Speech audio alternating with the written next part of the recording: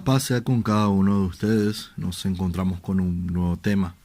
En este tema estaremos elaborando sobre la evangelización en América Latina, en la época colonial. Antes que nada, en esta introducción queremos afrontar una realidad. Existen muchos mitos, muchas leyendas, muchas cosas que van surgiendo entre las mentiras y calumnias de muchas personas con mala intención. Lo que nosotros queremos dar son siempre hechos históricos concretos que fueron preservados y son fácilmente demostrados. Iniciamos con esto. En la época cuando después de que España perdió toda la parte del territorio de Jerusalén en manos de los musulmanes, ellos tuvieron una necesidad grande de buscar otras vías de comercio para Asia.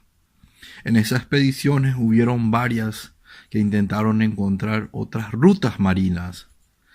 En esa búsqueda, por la gracia de Dios, por la intercesión, por un milagro, existieron tres naves capitaneadas por Colón, el cual llegaron al descubrimiento de América.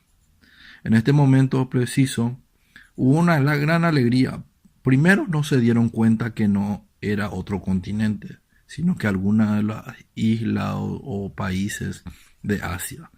Luego se empezaron a darse cuenta y al regresar hicieron un anuncio muy importante a los reyes católicos Fernando e Isabel, el cual automáticamente fueron a presenciarse al Papa Alejandro VI. Hubo mucha alegría, muchas inquietudes, pero sobre todo hubo decisión. En esa decisión ellos decidieron enviar a los mejores teólogos, evangelizadores, emisarios para la evangelización, porque era un continente nuevo, un continente lleno de esperanza, de entusiasmo, de búsqueda de más, y era una parte importante que la Iglesia Católica siempre ha mantenido, que dice: vayan y hagan que todos los pueblos sean mis discípulos. En ese momento, con mucha más fuerza, la Iglesia Católica tomó esa cita bíblica y la encaró como propia, como mandato de Dios, como lo que es siempre y lo que ha sido y lo que será. En este mandato de ir y hacer que todos los pueblos sean los discípulos de Dios, enviaron a varias órdenes franciscanas, dominicanas, jesuitas y otras más que empezaron a llevar el evangelio. Hubieron muchas complicaciones porque había tantos idiomas indígenas y todos eran nuevos para ellos, que no existían traductores. Las primeras enseñanzas fueron a través de señas, imágenes representativas de Dios, de la Virgen, de los santos, de la Iglesia, y ayudaron mucho. E inclusive se desarrolló lo que era llamado Catecismo Testeriano, que era un libro lleno de imágenes explicativas sobre la confesión, la comunión. Hubo muchos momentos difíciles. Por ejemplo, cuando los indígenas se confesaban al sacerdote, ellos tenían que tener un traductor. Y había muchas complicaciones porque el que traducía no siempre traducía adecuadamente, especialmente las palabras del Evangelio. Y ahí se podía tomar muchas distorsiones. En ese momento, los misioneros tomaron los idiomas que más se hablaban en esas zonas y empezaron a enseñar, primero trabajando con los más pequeños, empezando a educar en un proyecto largo, con esperanza, con caridad, con amor. En este momento también nos encontramos que las primeras rutas como Venezuela, El Salvador, México se empezaron a expandir desde lo que es Norteamérica, Centroamérica y finalmente Sudamérica. En estos recorridos se ha llevado el Evangelio por Perú, por Chile, por Paraguay, por Argentina, a través de los ríos, a través del Amazonas, a través de distintos lugares. La estructura era principalmente que creaban comunidades. En estas comunidades generaban templos, parroquias, catedrales. Y en estas parroquias, en estas capillas o en estos santuarios, la gente se aglomeraba porque tenía una sed de Cristo que nunca antes habían recibido. Y ese disfrutar de la gracia del Evangelio por medio de su iglesia debió de ser una gran experiencia. Empezar a conocer una vida diferente. Con eso se abolieron distintas tradiciones como el sacrificio, la matanza, la mutilación, la violación y otras prácticas que no tenían una legalidad moral, que no había un castigo moral o no se veía como algo inmoral. Las ciudades se empezaron a construir alrededor de los templos. A través de la prédica se empezaron a diseñar escuelas, instituciones educativas, centros teológicos, sacerdotales. Empezaron a aparecer muchos grandes santos. Las edificaciones fueron fundamentales para dentro de la cultura. Encontramos hasta el día de hoy muchos templos que hasta el día de hoy siguen vigentes después de casi 500 años o más. En esos momentos empezaba a crecer, multiplicarse, llegar el evangelio a todos lados. No encontramos datos en estos primeros casi 200 años de evangelización en otras iglesias dentro de lo que es Sudamérica, Norteamérica. En Estados Unidos pasó algo distinto dentro de los países europeos no españoles.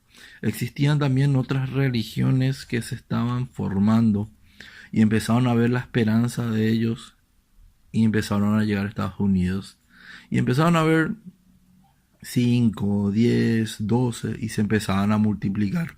Ya después las nuevas religiones salían de la división, de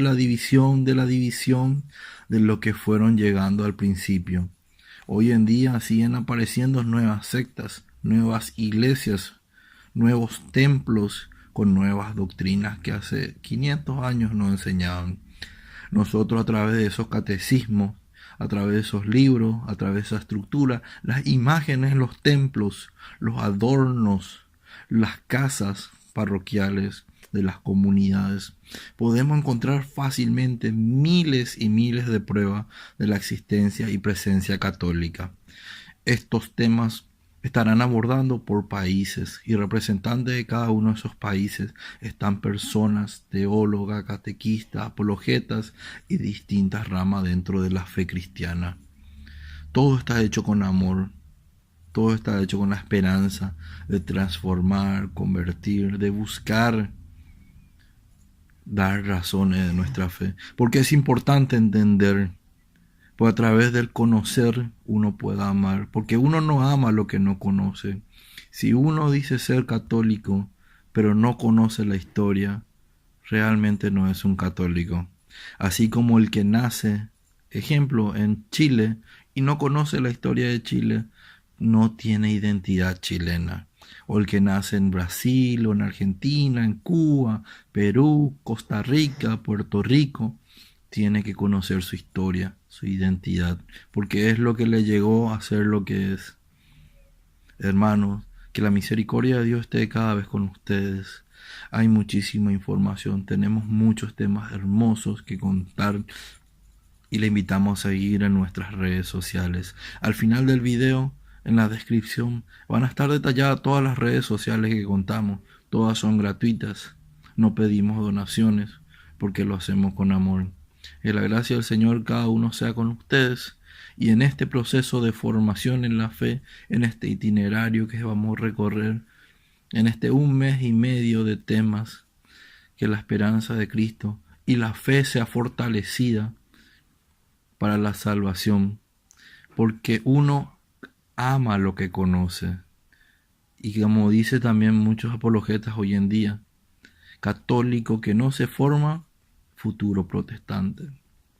Protestante que se forma, futuro católico. Así como muchos pastores, conociendo la historia, se han convertido en católicos. Y católicos, por ignorar la historia, la tradición, se han convertido en protestantes.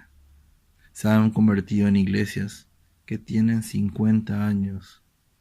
Solo la Iglesia de Cristo, que permanece fiel al mismo evangelio, a la misma verdad, al mismo bautismo, puede ser la Iglesia de Cristo.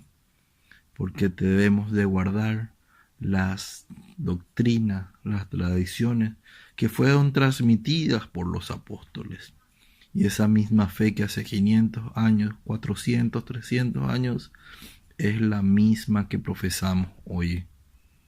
Paz y bien, nos encontramos la próxima semana con el inicio de los temas.